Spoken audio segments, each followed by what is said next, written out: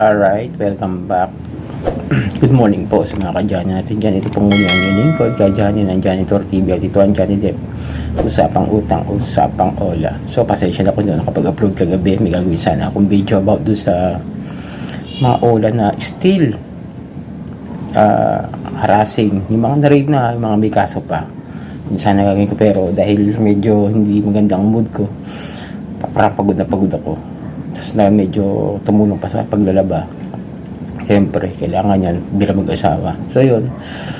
Kung mga hindi pa kayo nakasubscribe, mga newbie, subscribe na po kayo. Like, share, hit nyo na yung notification bell para lagi po kayong updated sa mga videos na ginagawa natin dito about sa Ola review, Ola update at usapang Ola. So, payo ko lang sa mga stress, depress, anxieties ninyo about sa mga Ola na nahiraman nyo, na hinaharas kayo, binabantaan kayo. Tandaan ninyo, kung matindi talaga yung mga pangharas sa inyo, pagbabanta, email, lahat dinadamay na nga. Sabi nyo nga, pati pamilya nyo, kaibigan nyo, mga anak ninyo.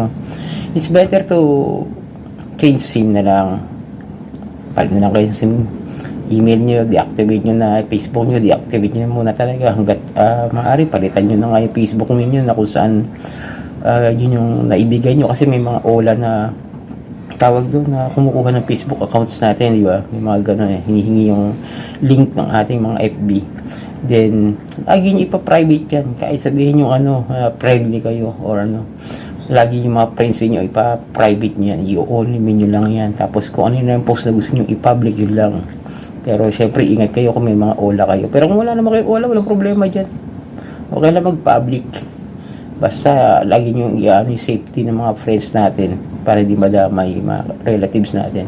So yun mga kadyali, magsasagot muna tayo ng tanong.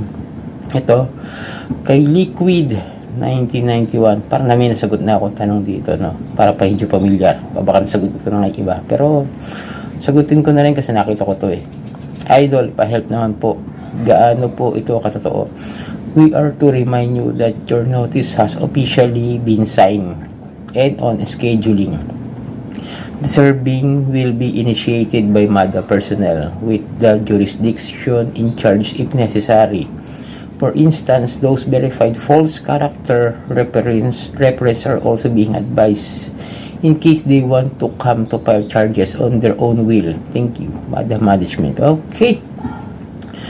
Alam niyo pag mga Ola, mga ganitong klase ng mga text or email na pinapasa sa inyo, hindi ako naniniwala dyan eh.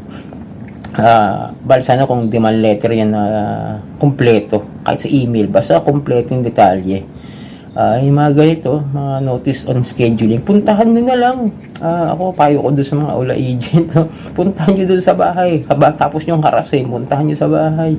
Tignan ko kung anong mangyari sa inyo. Pero kasi kung mga Ola, sir, Liquid, hindi ko sure yung pero doon naniniwala sa mga ganyan. Pero yung sinabi niya na sa baba, yung those verified false character references, kasi may mga gumagamit yan talamak ko ngayon sa Ola Farming yan page, kaya alam na rin nila na gumagamit yung mga iba na character references na nilalagay sa contacts, yung mga iba't ibang number, yung mga hula-hula lang. Nilinawin ko yan, meron ako napapanood na isang vlogger dyan, gumagamit din daw siya ng character references pero Ola victim din daw siya. Ako hindi ko ginawa yan, yung gagamit ako ng isang character references or isang contact number na hindi ko alam kung kanino talaga, yung hula-hula lang kasi lalagay ko na lang ng pangalan. Para sa akin kasi it's a part of fraud, panluloko pa rin ho yun, kasi maglo-loan pa rin. Ola victim na pero nangungutang pa rin doon sa mga Ola. Ako tinigilan ko na po, payo ko lang sa inyo, ako tinigilan ko na, yung sabi ko real talk, tinigilan ko na. Kahit yung mga legit dyan na nag-aalok sa akin, ayaw na. Talaga nadala na ako sa pangungutang about sa mga lending companies o sa mga online lending companies. Kasi nga, ang hirap eh. Tulad niya, wala na nga akong inutangang iba. May nangaharas sa akin na ibang Ola na hindi ko naman hiniraman. Di ba? Ang lupit. Tapos babayaran mo, di mo kilala kung sino yung babayaran mo. Ito yung sinasabi ko, tapos gagamit. Tapos may magpapayo na gumamit ka ng peking references.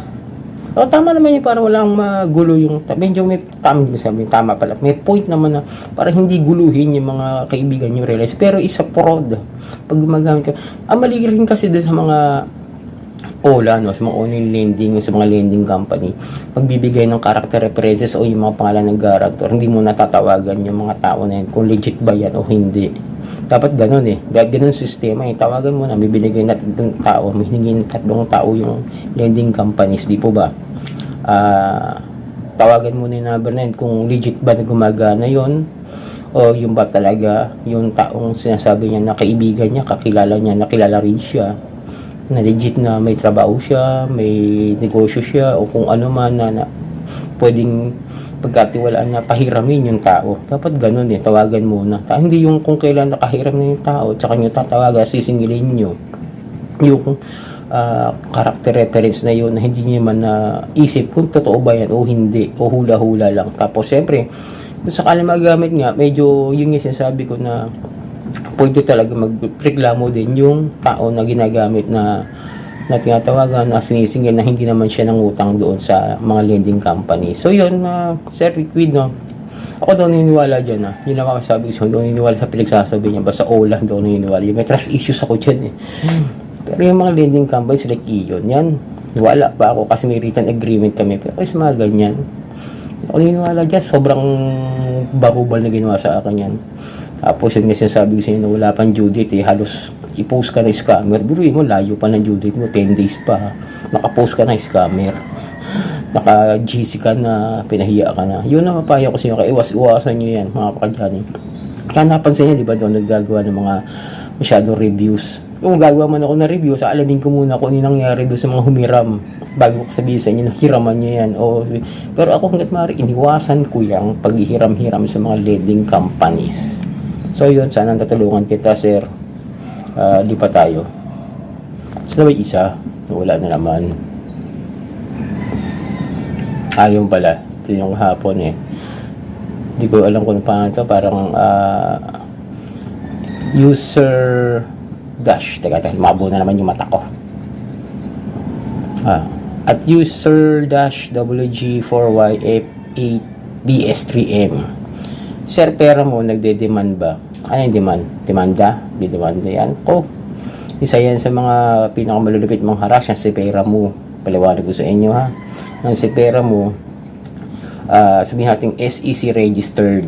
Pero that doesn't mean na sumusunod yan sa rules and regulations ng Bangko Sentral, ng SEC.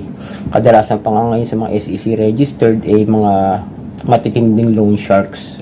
At kung magdedemanda sila, kung ano man yung demandang inaan nila ay small claims, mas maganda nga yung small claims eh. Puntahan kayo na meron magpapasamon sa inyo sa municipal trial court or sa metropolitan trial court. Mas maganda, nagpa-demanda sila. Kasi gagastos yan. Pagbibigay yan ng information about to sa OLA nila, kung saan yung address, hindi sila pwede magloko-loko ron kasi pag nalaman nila fake yung binibigay nilang address kasi yun naman talaga yung style niyan. Yung mga nakalagay sa apps nila na address, hindi totoo yun. Wala kayo, hindi totoo yung address na yan, puro pampront lang nila yan.